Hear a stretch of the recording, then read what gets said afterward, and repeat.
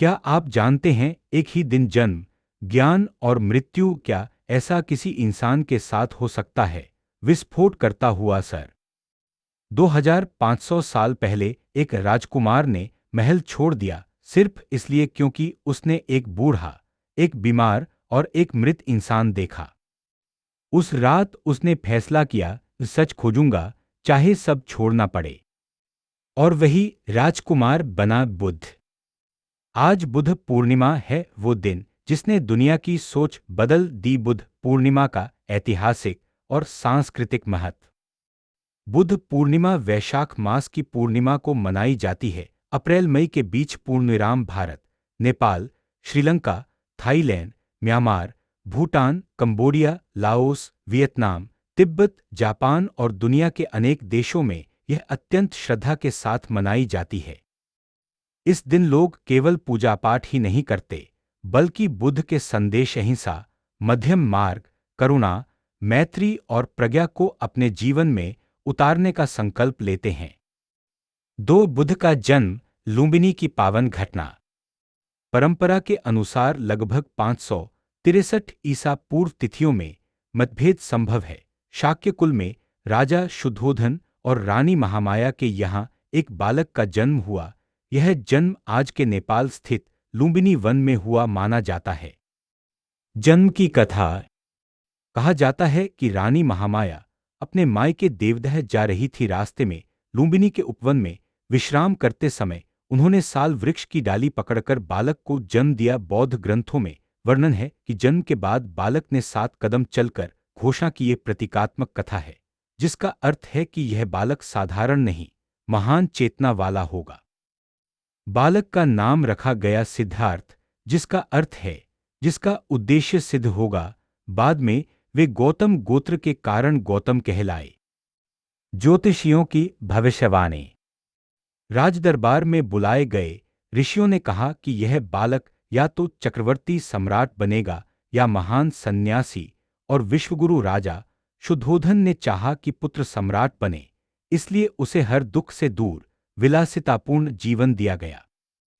3 राजकुमार सिद्धार्थ का प्रारंभिक जीवन। सिद्धार्थ ने महल में ऐश्वर्य, शिक्षा, युद्धकला, शास्त्र, संगीत सब सीखा। उनका विवाह यशोधरा से हुआ और उन्हें राहुल नाम का पुत्र हुआ। फिर भी उनके भीतर जीवन के गहरे प्रश्न उठते रहे। दुख क्यों है? मृत्यु क्या है? क्या स्थायी सुख संभव है? 4 दृश्य, 4 साइट्स, जीवन बदलने वाला मोड़। एक दिन रथ पर निकले सिद्धार्थ ने 4 दृश्य देखे। एक वृद्ध व्यक्ति, एक रोगी, एक मृत व्यक्ति, एक शांत सन्यासी। इन दृश्यों ने उन्हें झकझोर दिया। उन्हें समझ आया कि वृद्धावस्था, रोग और मृत्यु अपरिहार्य हैं और उनसे मुक्ति का मार्ग खोजना होगा। 5 महाभिनिष्क्रमण गृहत्याग। 29 वर्ष की आयु में एक रात सिद्धार्थ ने परिवार और राजसी जीवन त्याग दिया। इसे महाभिनिष्क्रमण कहा जाता है। वे सत्य की खोज में निकल पड़े। 6 कठोर तपस्या और मध्यम मार्ग। सिद्धार्थ ने कई गुरुओं से ध्यान सीखा, कठोर तपस्या की इतनी कि शरीर क्षीण हो गया, पर उन्हें लगा कि अत्यधिक भोग और अत्यधिक तप दोनों ही मार्ग सही नहीं। तब उन्होंने अपनाया मध्यम मार्ग, संतुलन का मार्ग। 7 ज्ञान की प्राप्ति, बोधगया की महान रात। 35 वर्ष की आयु में सिद्धार्थ गया बिहार के निकट एक पीपल वृक्ष, बोधि वृक्ष के नीचे ध्यानस्थ हुए। उन्होंने संकल्प लिया, जब तक सत्य का ज्ञान न हो, उठूंगा नहीं। वैशाख पूर्णिमा की रात गहन ध्यान में उन्हें बोधि प्राप्त हुई। उन्होंने जीवन, दुख और मुक्ति का सत्य जाना। उसी क्षण वे बुद्ध अर्थात जागृत कहलाए। 8 बुद्ध को क्या ज्ञान हुआ? बुद्ध ने जो जाना उसे 4 आर्य सत्य के रूप में बताया। 4 आर्य सत्य। जीवन में दुख है, दुख का कारण तृष्णा है। तृष्णा के अंत से दुख का अंत संभव है। दुख निरोध का मार्ग है अष्टांगिक मार्ग। अष्टांगिक मार्ग।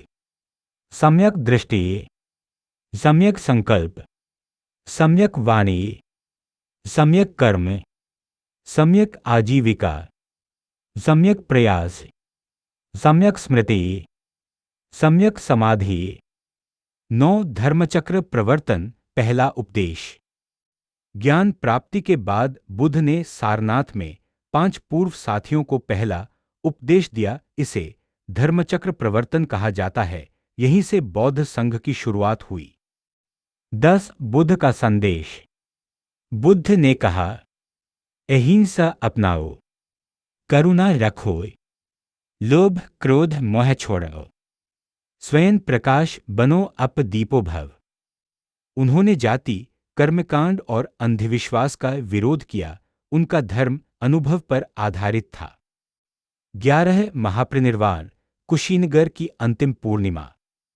80 वर्ष की आयु में बुद्ध ने कुशीनगर, उत्तर प्रदेश में देह त्याग किया।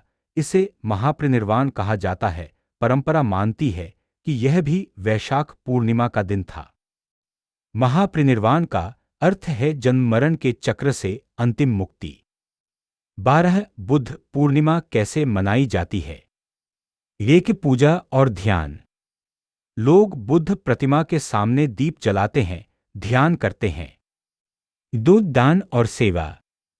गरीबों को भोजन, वस्त्र दान दिया जाता है। 3 बोधि वृक्ष की पूजा। बोधि वृक्ष को जल अर्पित किया जाता है। 4 शाकाहार और अहिंसा। इस दिन कई लोग मांसाहार छोड़ देते हैं। 5 प्रवचन और ग्रंथ पाठ। धम्मपद और त्रिपिटक का पाठ होता है। 13 बुद्ध पूर्णिमा का आध्यात्मिक अर्थ।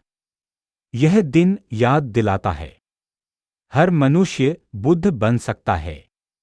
जागरण भीतर से होता है। शांति बाहर नहीं, भीतर है। करुणा सबसे बड़ी शक्ति है। 14 आधुनिक दुनिया में बुद्ध का महत्व। आज की तनावपूर्ण दुनिया में बुद्ध का संदेश और भी प्रासंगिक है। माइंडफुलनेस, मानसिक शांति, करुणा आधारित जीवन, संतुलन। 15 निष्कर्ष।